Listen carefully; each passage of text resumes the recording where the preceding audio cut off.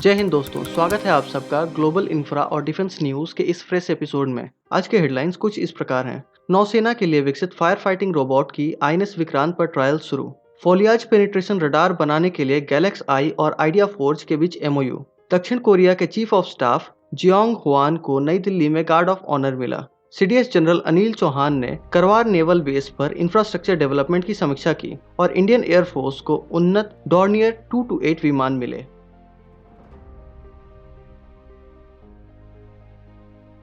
हाल ही में भारतीय नौसेना के लिए विकसित made in India fire fighting robots का trial INS Vikrant aircraft carrier पर किया गया था। रोबोट को स्वदेशी कंपनी एम्प्रेसा द्वारा स्प्रिंट पहल के तहत विकसित किया गया है। इन परीक्षणों ने नौसेना के जहाजों पर आग की आपात स्थिति से निपटने में रोबोट की क्षमताओं को प्रदर्शित किया। यह तकनीकी सफलता एनहांस्ड ऑपरेशनल कैपेबिलिटीज के लिए अत्याधुनिक प्रगति को तैनात करने के भारतीय नौसेना के प्रयासों का एक हिस्सा है।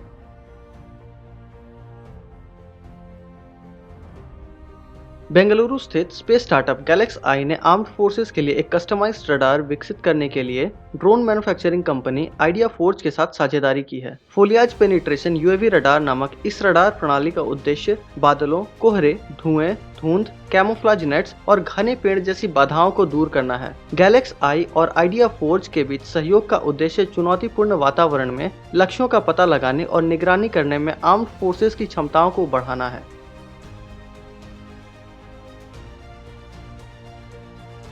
दक्षिण कोरिया के chief of staff Jeong Hwan को नई दिल्ली में गार्ड ऑफ ऑनर दिया गया। यह भव्य समारोह नई दिल्ली के साउथ ब्लॉक लॉन में हुआ। यह कार्यक्रम जियोंग हुआन की भारत यात्रा के सम्मान में आयोजित किया गया था, जिसमें दक्षिण कोरिया और भारत के बीच मजबूत द्विपक्षीय संबंधों पर प्रकाश डाला गया।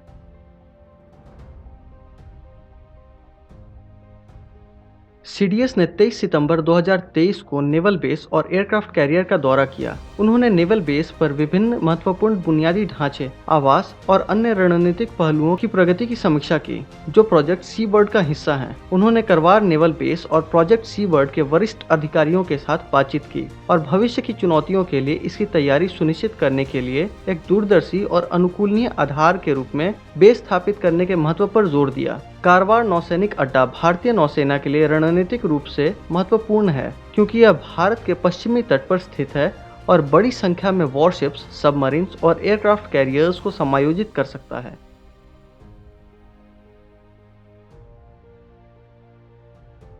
इंडियन एयरफोर्स को 27 सितंबर 2023 को 6 नए डॉर्नियर DO-228 विमान में से पहले 2 प्राप्त हुए, जिसमें नए इंजन, मिश्रित प्रोपेलर, उन्नत एवियोनिक्स और एक आधुनिक ग्लास कॉकपिट शामिल है। डॉर्नियर DO-228 विमान एक मल्टीपर्पस लाइटवेट ट्रांसपोर्ट एयरक्राफ्ट है, जो यूटिलिटी ट्रांसपोर्ट और मैरीटाइम सर्विलांस और शॉर्ट हॉल ऑपरेशंस जैसे कई उद्देश्यों के लिए उपयुक्त है। इन 6 विमानों के शामिल होने से भारतीय वायुसेना की ऑपरेशनल कैपेबिलिटीज में वृद्धि होगी, खासकर दूर दराज और चुनौतीपूर्ण क्षेत्रों में। दोस्तों, अगर आपको यह वीडियो अच्छी लगी हो तो वीडियो को लाइक करें और चैनल पर नए हैं तो सब्सक्राइब करें और कमेंट बॉक्स में अपने विचार शेयर करना ना भूलें। जय हिंद।